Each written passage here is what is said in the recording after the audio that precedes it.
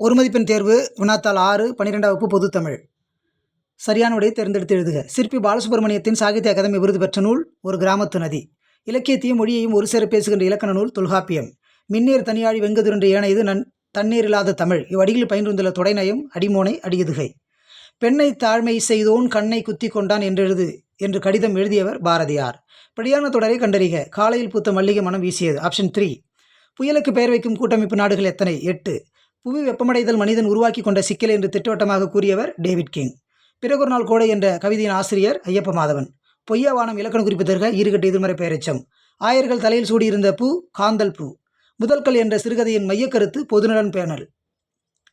உலக மொழிகள் அனைத்திலும் டேஷ் சொற்களை மிகுதி, பெயர் சொற்களை மிகுதி. சங்க இலக்கியத்தில் இல்லாத சொற்கள் சங்ககால சமூகத்தின் நடைமுறையில் இருந்துள்ளன. அவை திருமணமும் குடும்பமும். திருமணம் என்ற சொல் முதலில் திருக்குறள் நூலில் பயின்று வருகிறது. இவற்றை வாயிலுக்கே சென்று இன்முகத்துடன் வரவேற்பாயாக என்று ஜலாலுதீன் ரூமி குறிப்பிடுவது வக்கிரம், அவமானம், வஞ்சனை இவை அனைத்தும். உவா உற வந்து கூடும் உடுபதி இரவி ஒத்தார் யார் யார்? ராமன், சுக்ரீவன். பொறுத்துக. அமலன், இளவல், துன்பு, கிளை. துன்பம் தம்பி உறவினர் ராமன். ஆன்சர் 4213. எழுத்தாளர் பூமணி எந்த புதினத்திற்காக சாகித்ய அகாதமி விருது பெற்றார்? அஞ்ஞாடி. பொறுத்துக. பிஞ்சை, வெள்ளங்காட்டி, திருகை, கடகம். ஓலைப்பட்டி, மாவரைக்கும் கல், விடியற்காலை, புன்சை. 4321 ஆன்சர். சரியான நிறுத்த குறியீடு உள்ள சொல்லை தேர்ந்தெடுக்கவும். அவள் அக்கால் வீட்டிற்கு சென்றார். கடலின் பெரியது பயனாராயாமல் ஒருவன் செய்த உதவி. சுவடியோடு பொருந்தாத ஒன்றை தேர்க. கடுக்காய். மௌனகுருவிடம் கல்வி கற்றவர் டாக்டர் மா ராசமாணிக்கனார். கீழ்கண்டவற்றுள் சுரதாவால் இயற்றாத நூல் கொடிமுல்லை. கவிஞர் சி மணி அவர்கள் எழுதிய கவிதை எழுத்து. பாடப்படும் ஆண்மகனது ஒழுகலாறுகளை கூறுவது பாடான் திணை. வெண்பாவிற்கான ஓசை செப்பலோசை. பொறுத்துக. வடசென்னை, தென்சென்னை, மத்திய சென்னை, தென் சென்னைக்கும் கீழ். பாலாறு, கூவம், அடையாறு, கொற்றலையாறு. 4321 ஆன்சர். உள்ளொன்று வைத்து புறமொன்று பேசுவார். இத்தொடர் உணர்த்தும் பண்பு முரண் பண்பு. பூம்பாவாய் புணர்ச்சி விதி தருக. பூப்பெயர் முன் இனமென்மையும் தோன்றும். மணிமடை பவளத்தில் அமைந்துள்ள பாடல்களின் எண்ணிக்கை 180.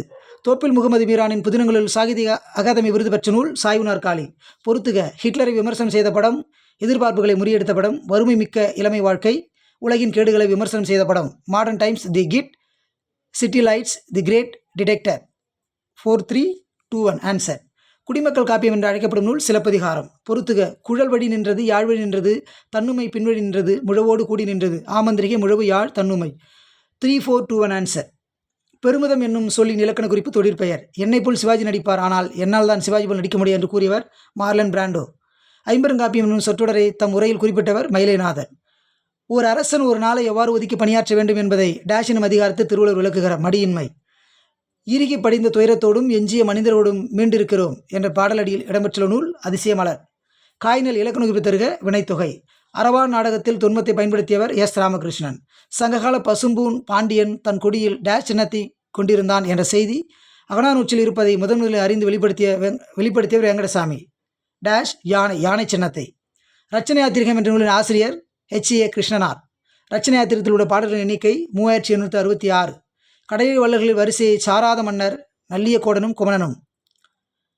கொடைப்பண்புகளை விளக்கும் இலக்கியம் ஆற்றுப்படை நூல்கள். கோடைமழை என்னும் சிறுகதையின் ஆசிரியர் சாந்தாத்தத். வரங்கள் சாபம் ஆகுமென்றால் இங்கே தவங்கள் எதற்காக என்ற கவிதையில் வரம் எதற்கு குறியீடாகிறது? திட்டம். பால்வீதி என்னும் கவிதை நூலை எழுதியவர் அப்துல் ரஹ்மான். தேங்க்யூ.